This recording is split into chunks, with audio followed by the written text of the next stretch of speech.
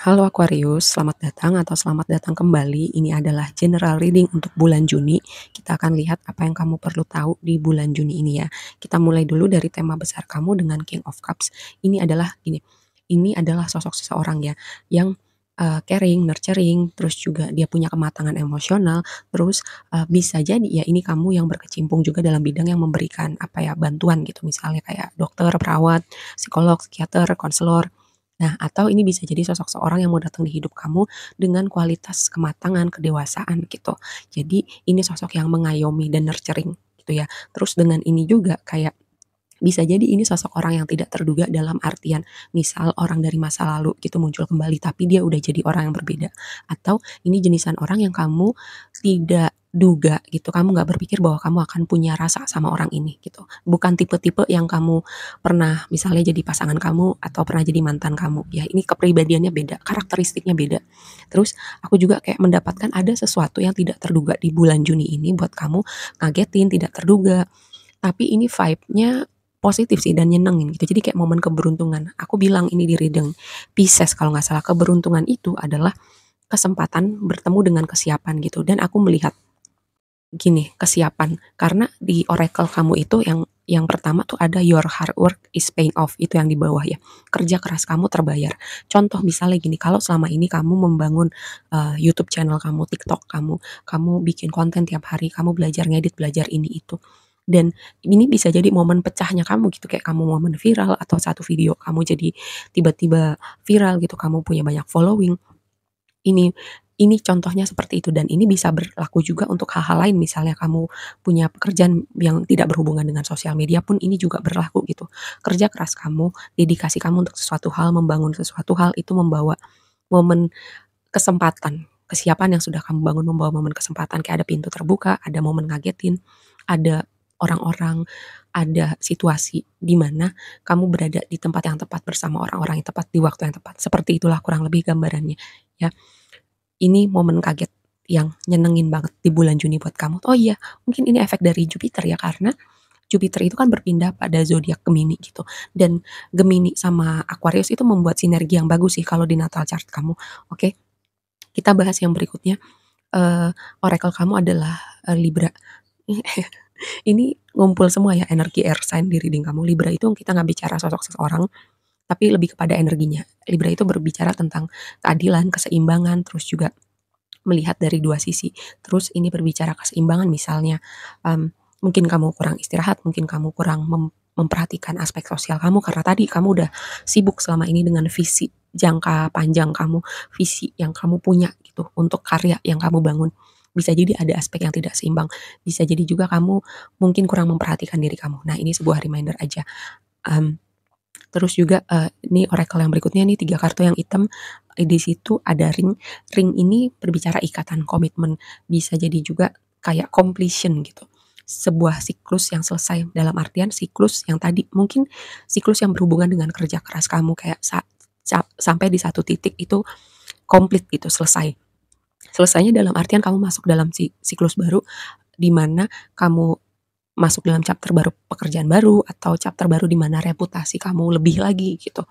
Terus ini bisa jadi juga komitmen dalam artian hubungan kamu lanjut ke tahapan berikutnya atau kamu bertemu dengan seseorang, tadi aku udah sempat bahas di awal, yang bisa gitu, yang bisa diajak untuk satu visi misi sama kamu, punya kedewasaan, bisa diajak bertukar pikiran dan bisa diajak apa ya, berkompromi gitu dalam sebuah hubungan gitu. Maksudnya hubungannya dua arah, nggak cuma kamu doang yang berusaha, dia juga berusaha memahamin kamu. Oke, terus ini rider ini bisa berarti pengunjung, bisa jadi juga komunikasi. Tadi kan aku juga mendapat vibe dari masa lalu ya. Bisa jadi ini kunjungan, bisa jadi ada pertemanan anggota keluarga yang udah lama nggak ketemu, bukan karena ada konflik ya, tapi ya udah lama aja nggak ketemu terus tiba-tiba. Jadi kayak ada komunikasi, ada kunjungan yang tidak terduga gitu. Bisa jadi memang udah lama atau ini momentumnya kamu dengan komunikasi atau kunjungan ini, atau bisa jadi juga karena rider ini bisa jadi juga berarti orang yang menarik gitu ya, orang yang menarik.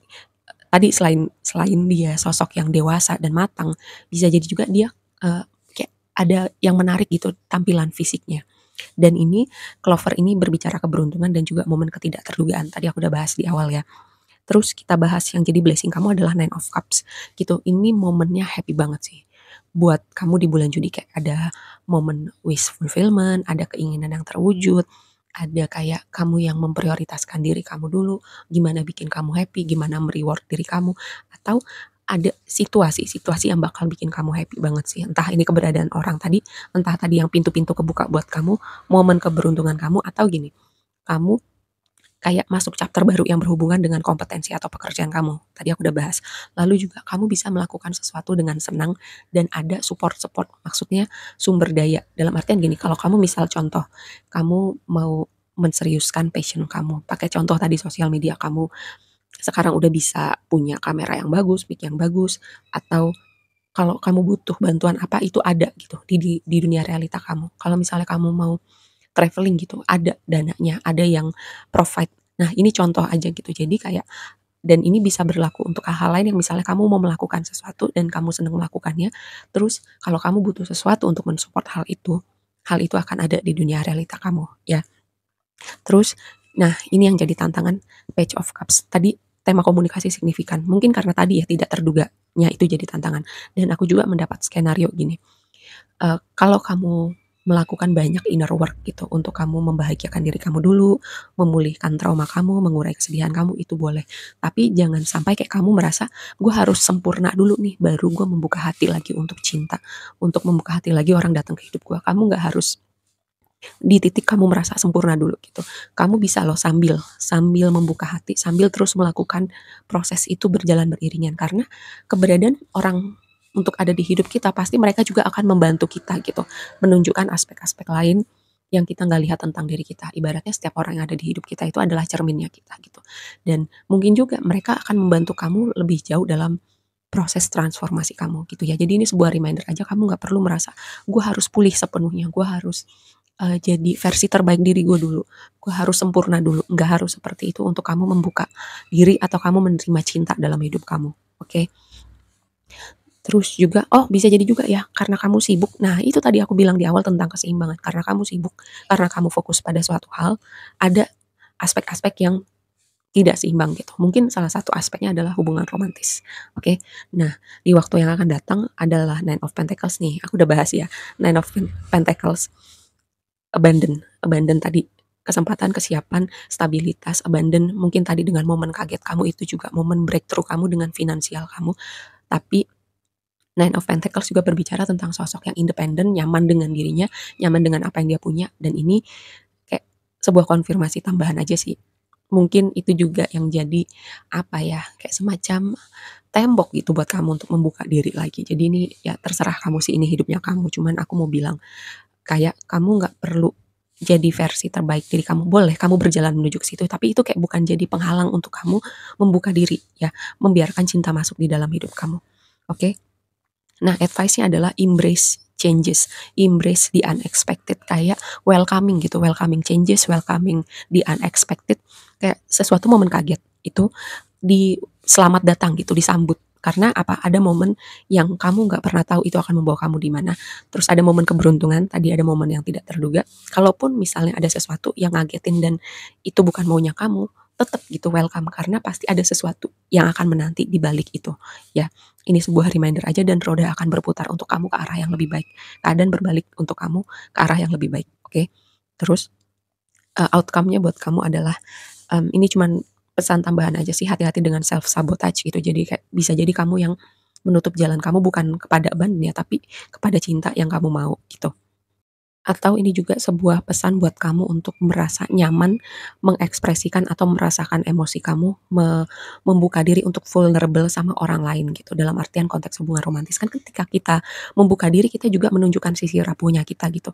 Di mana itu bisa jadi pintu untuk kita mungkin terluka lagi, tapi itu juga bisa jadi pintu untuk kita bersama seseorang yang benar-benar berjalan beriringan sama kita gitu, sama-sama bertransformasi sama kita. Cuman kalau kamu udah menutup jalan, kamu udah misalnya, gue mau fokus diri gue dulu gitu, ya itu juga bisa ketutup jalannya buat kamu untuk ketemu sama orang ini, untuk orang ini masuk di hidup kamu.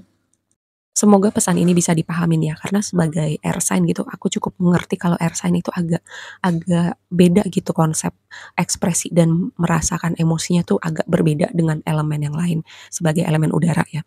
Dan ini sebuah pesan buat kamu untuk bisa jadi juga kayak embrace your emotion gitu, welcome your emotion.